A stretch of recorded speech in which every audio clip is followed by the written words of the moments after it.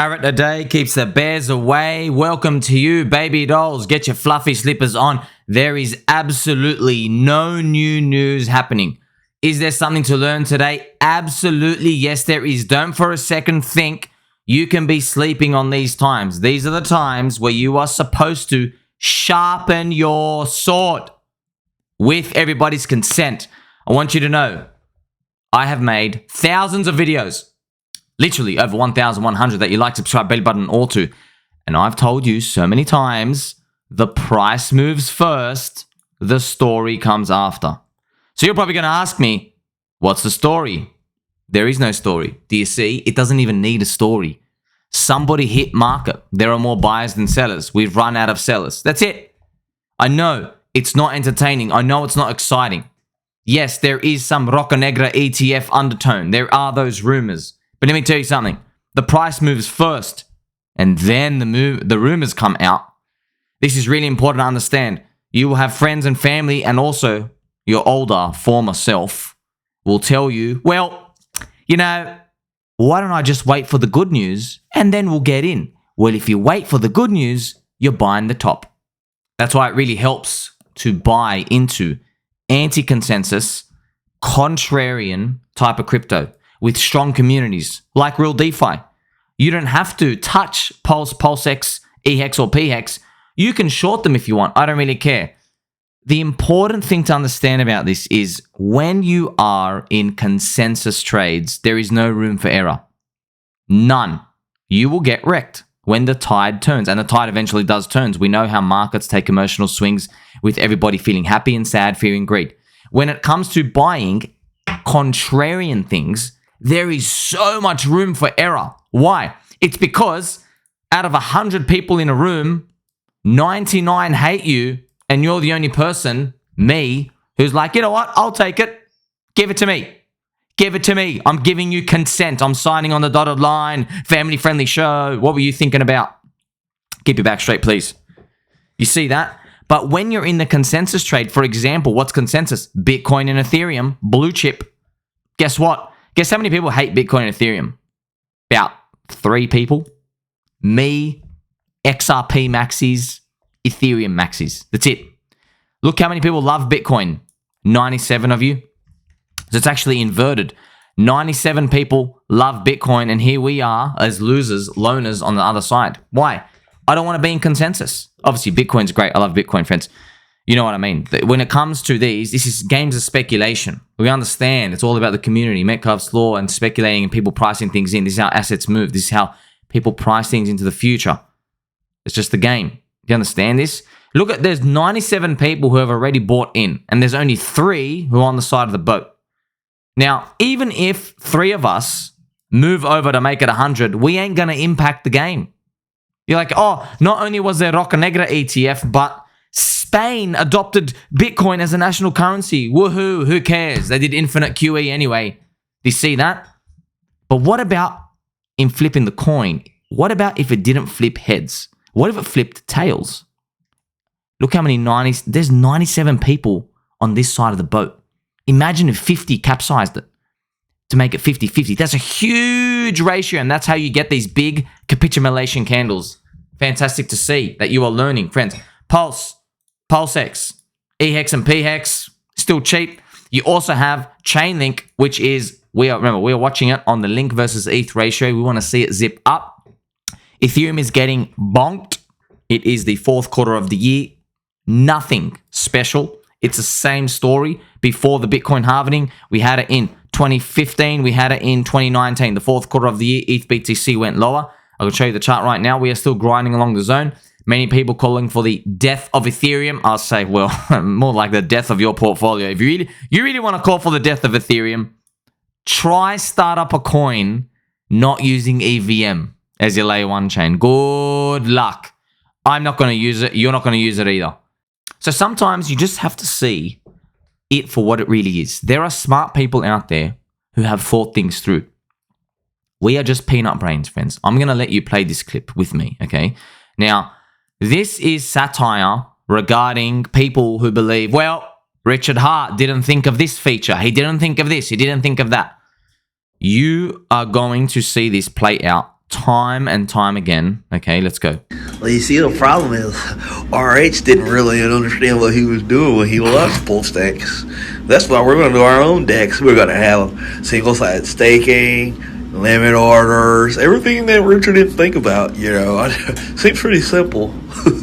But I guess he's just not smart enough, so we're going to have to do it. So it's obviously a very funny video. I just love it. Like he's got a beard. You can tell he's a bit on the spectrum. So this is obviously, they're taking a joke at 9inch, the exchange, come in the DEX, friends. I welcome all projects to come into PulseChain. Of course, everybody would, because we are all functions of just how many cities that are being built on our piece of land, right? Now, here's the thing. Many people going to come in, remove this DEX thing. It's every idea, all right? I put a general post here to share my thoughts here. So firstly, we're all peanut brain. Just accept that. Just accept what I mean by peanut brain. Well, we got a peanut for a brain. Yes, but also people come in, they're coming on the back of some green candles and they're like, oh, you didn't think of this feature. Why don't you put yield in this? Why don't you do a handstand? It's already been thought through, all right? It's already been thought through. Unique ideas, they're everywhere, all right? It doesn't really matter. It's the execution of getting adoption. That's the most important point. Often, I will see somebody think of a genius new idea. They believe Richard Hart, Sergey Nazarov, so that's with ChainLINK. We have Vitalik, founder of Ethereum, Satoshi, founder of Bitcoin, Satoshi's Vision. That's tongue-in-cheek. Okay. You have all of these and people think, wow, I've got an idea that they didn't think of. Trust me, they thought of it already. Trust me. Trust. They thought of it already. They're geniuses. You understand it? These people are pioneers. There's 20 of them and there's 20 million of us. They thought of it. Even Satoshi, some people are like, oh, Satoshi never thought of yield. Yeah, he did. He just gave the yield to people on their laptop, providing electricity to solve some code. He didn't envision, oh yeah, we're going to be like $1 trillion in about 14 years. He didn't think of that. You understand? But he thought of everything. He's like, well, let's just do this system. He was smart. He's like, well, if the market is going to go that way, let it go that way. That's it. See what the market does. Vitalik. Oh, golly gee. People think, oh, Vitalik should have made it faster. Well, you think he never thought of that? He doesn't want to sacrifice decentralization. It's just like saying, oh, Apple should put more buttons on the phone. Oh, you never thought that maybe they sat around the boardroom or Steve Jobs was like, I don't want any freaking buttons except that home button. Get out of here. They made these executive decisions for a reason. We know their names for a reason, by the way. You and I, we don't know this dude's name. It's a Snapchat filter, I'm sure. We don't know their names, man. We know the people on top's names for a reason. So instead of thinking, oh, what's a new code that we got to put in? What's a new feature? They're cool, but we should be thinking of ideas. How do we adopt more people? How do we get this loud megaphone to yell far and wide into the lands? That's where the people's efforts should be. I'm speaking to PulseChain and HEX community, but also I know if I find the community and they're all about the tech and there are altcoins out there, I've forgotten their names, because they've just disappeared into the CoinGecko rankings. They're useless now, right? So Polkadot are not worried about how can we make a big megaphone? How can we make Polkadot freaks who come and attack Somi when he says Polkadot is poker poop? They should be doing that, but they're not. Instead, they're just dying. And I'm just saying, hey, can you fight back? Hit back, you bum. You ever see that Rocky scene where they're getting hit? Fight back, you bum. You got to hit back. They're not hitting back. HEX, PulseChain, and PulseX community, they're hitting back. And you know what's funny? There are people out there, they're going, oh, but it's a scam. Yeah? But guess what? There are people fighting back for your labeled scam. That should tell you something. The market is sending you a signal. So you've got to pay attention. Also, pay attention to this. Look at the contrarian pick here. Look at this. Real Vision, made by Raoul Powell, a friend of the channel. Pick an altcoin that will do the best in the coming bull cycle. Let's pump the music as well. Cardano, 1. That's how you know Cardano is doomed, by the way. Literally, it is doomed. Not even joking. Link was the worst. You have the Soylana sisters up here. Drinkers of soy. They came second. What does this mean to me? It means, I already knew this. It was just fantastic to see it put in a nice poll. I could tell. I go around, I sniff a lot of chairs, I sniff a lot of people, friends. Of course, with consent. The chair's consent, that is. Now, in my sniffing journey, I figured out that Soylana ain't as contrarian as they think. I thought it was, but it ain't. This is the full Soylana USD chart. How much would it take for Soylana to get back to the high? That's a nice 7x. Yeah, that's okay. You know, total HEX, by the way, is about 2 cents. If you do 2 cents into the high, that's a 25x. So, you know, you want your 7 or 8x. That's all right. That's all right. I want to maximize me being key. Absolute maximize.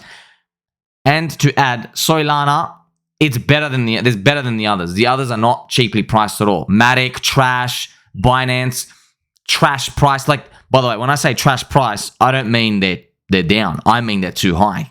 That's what I mean. That's a trash price. You see that, friends? We've inverted our thinking. When I see down, I'm like, well, I feel like trash, but the price is just, this is ridiculous. Like, you're just too cheap, right? You're giving away Nike shoes for $4 here. I want to let you know a secret as well. Not a real secret. I've only mentioned this 19,000 times. Friends, how well do you trust me? Okay. I trust me. I'm going to tell you this. Don't for a second think the Soylana sisters are not getting brainwashed and abused. They are going to get abused because there are many VC scum who are going to dump the living crap out of Soylana Sol at the 61.8% retrace, $160. When they do it, they are not going to be saying we're dumping. You know what they're going to be saying? They're going to be saying Solana's gone to $1,000 just like Ethereum did. Golly gee. I know there is a case to be made. Yeah, we need this. But look, man, I'm not going against Vitalik. EVM is the future. You know how we can infer this, by the way?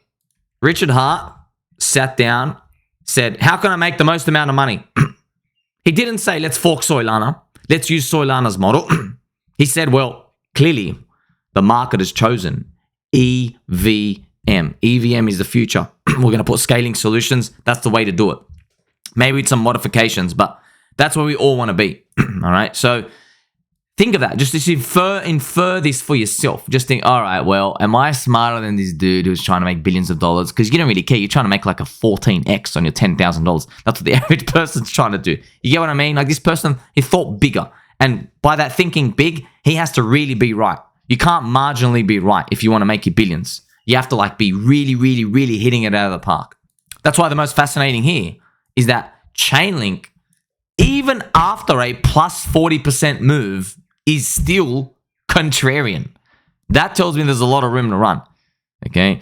Now, you can't put too much weight on these polls, but this is what reflects what I see. You know, a lot of people said to me, oh my God, people are talking about ChainLINK now. I'm scared. Yeah, but have you read their comments? They are saying ChainLINK token is trash and useless, and the team keeps dumping.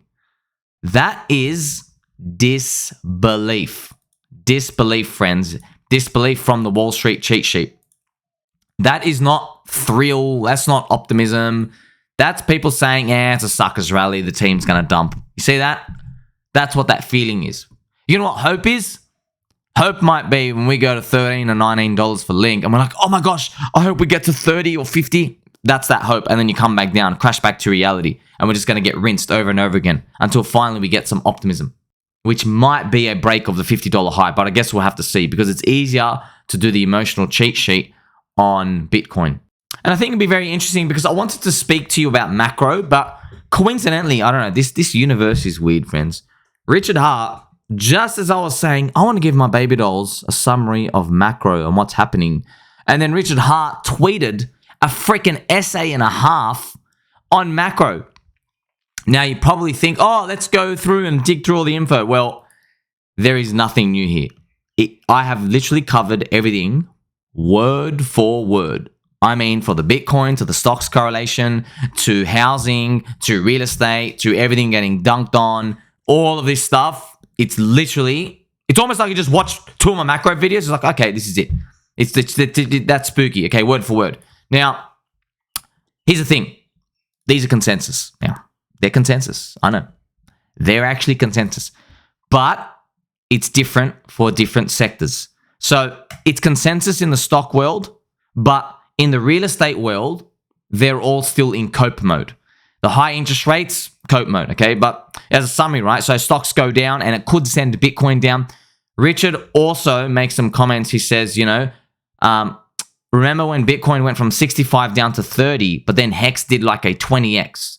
And he also made a joke here somewhere. He hinted with a smiley face. He used a smiley face. Maybe some friendship is being shown here. He basically, he like winked. He's like, like maybe HEX is going to pump again if Bitcoin dumps. He basically kind of implies it. And he also speaks about the Fed pivot. The orange line is the stock market and the yellow-white line is the interest rates. If you can see here, you can see that when, obviously, we've known this so many times, look, when they start cutting rates here, look what the orange does. No, this is as they cut rates. You see what I mean? Because they're like, oh, crap, we hiked too much. Now the economy is about to tank. Same thing here.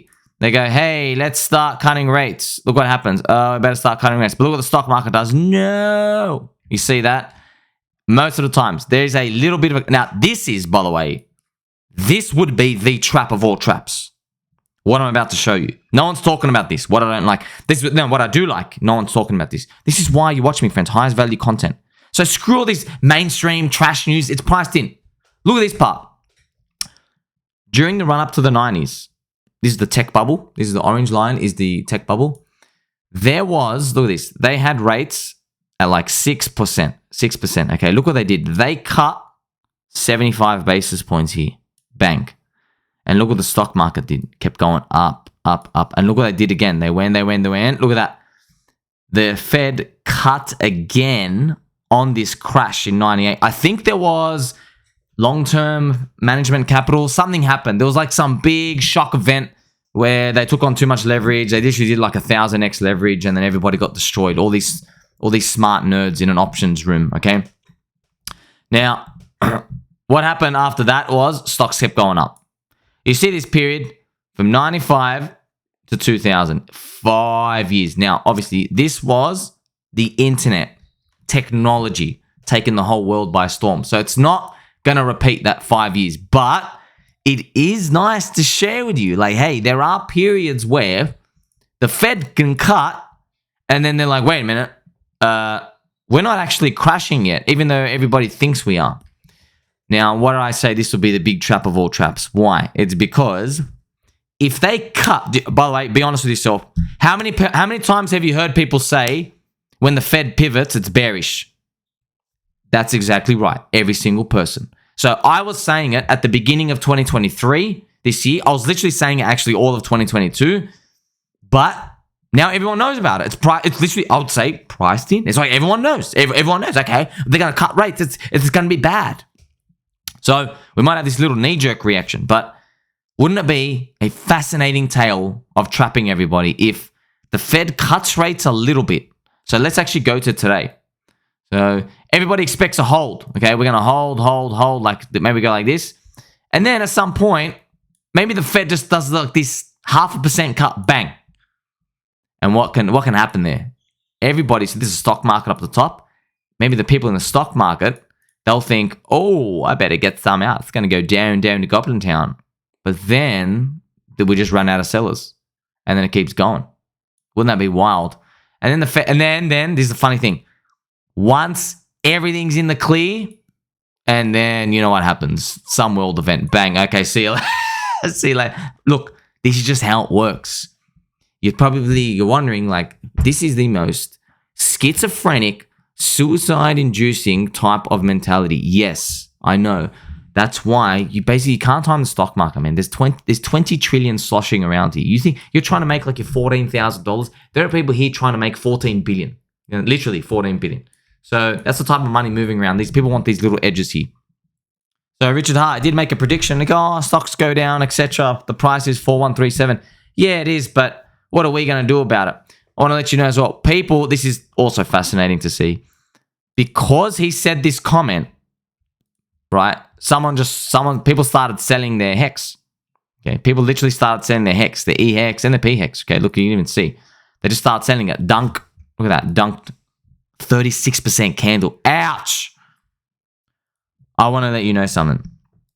These weak hands, I know their accounts. I've seen a few people. I actually know them, right? Telegram and stuff. We know them, okay? They were going to sell anyway. But I know your friend Somi here is conveying to you, these turds were going to sell anyway.